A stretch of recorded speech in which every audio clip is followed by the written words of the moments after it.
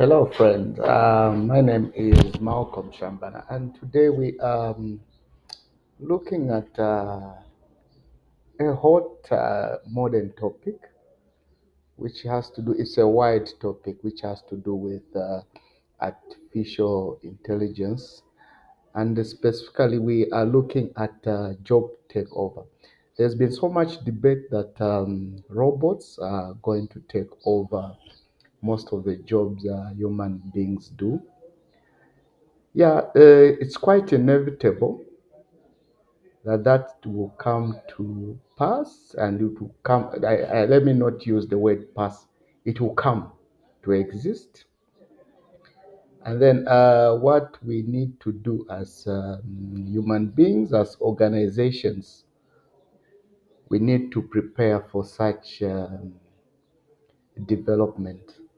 So today we are going to look at how this artificial intelligence is going to affect our jobs and what type of jobs will be affected, or what type of activities in your organization will be affected. So sit back, relax. This is a short presentation. I will just be quick. I will just present one image, and from there you can expand your thoughts on your own. Thank you.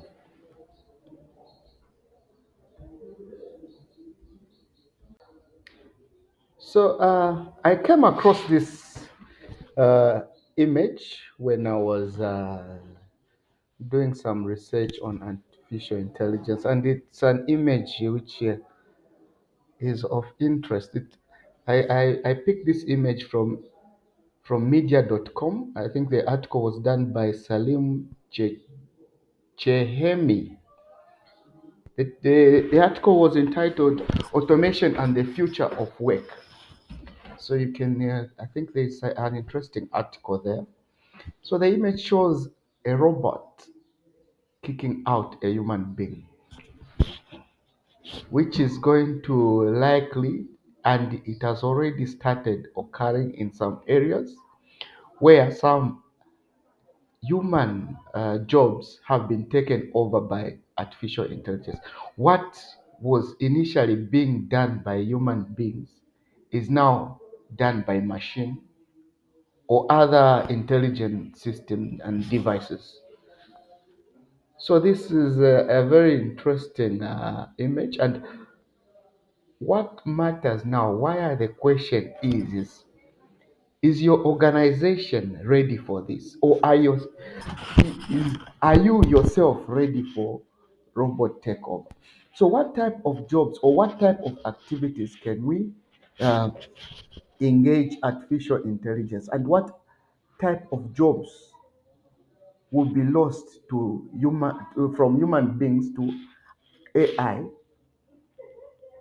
through through maybe some will be through interactions, but some will be completely lost to artificial intelligence. So I picked also an image.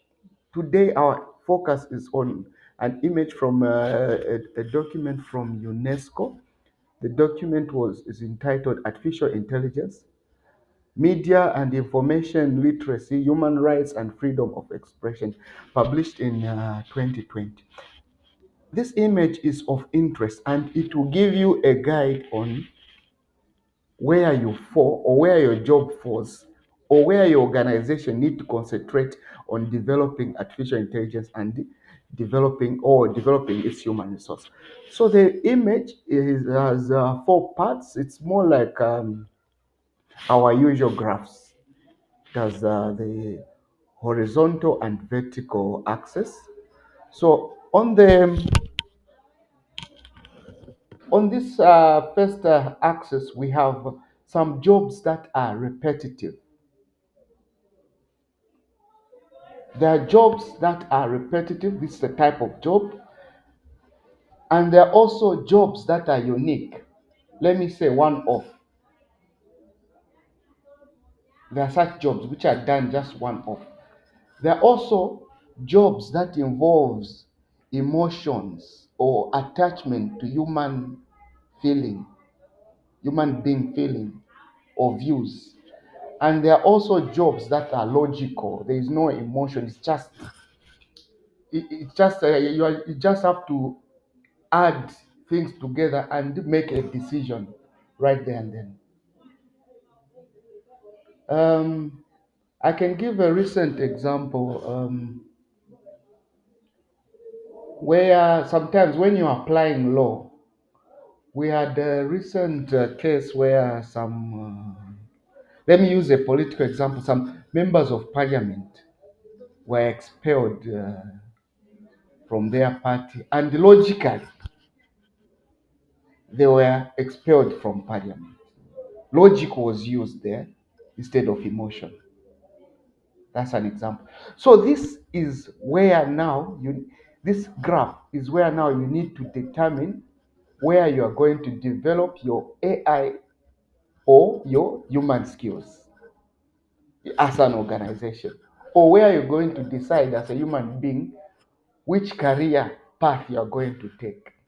So if your job is repetitive, or a job is repetitive and requires use of logic, then there definitely pure artificial intelligence will apply.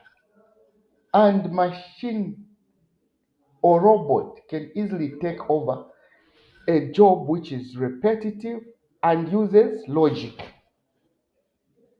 Is your job repetitive? Does it use logic? It's being repetitive and uses logic? Then that job can easily be taken over by a robot. Even as an organization, if you have an activity which is repetitive and uses logic, think about developing an AI system. I don't say fire people immediately right there and then, but what I'm saying that logically for you to be continue being competitive, because we remember we are in industrial industry point 4.0 now. We have developed from where we depend on human beings to do so many activities or mass production, but now we are using so much technology, information systems. We are using so much internet of things, cloud, and so on and so forth. But there's at times you don't really need that emotion when making a decision whether to replace a human being with a robot, but you need to know how your organization is going to survive. Since others are already doing, they are using technology which is even faster than a human being or more intelligent than a human being. So, in a case where there is an activity within an organization which is repetitive and purely using logic, consider using AI for it to survive the competition. There is also jobs which are repetitive, but there is human interaction, there is emotion involved. I can give an example in medical industry, medical field, health. Human beings, for example, if a human being is sick, he wouldn't want to just interact if at all they are machines, just interact with machines, but he would want to also interact with other human beings for easy healing. So jobs like nursing, they may fall in this category where there is interaction of machine and human being because of the emotional part. Even other jobs like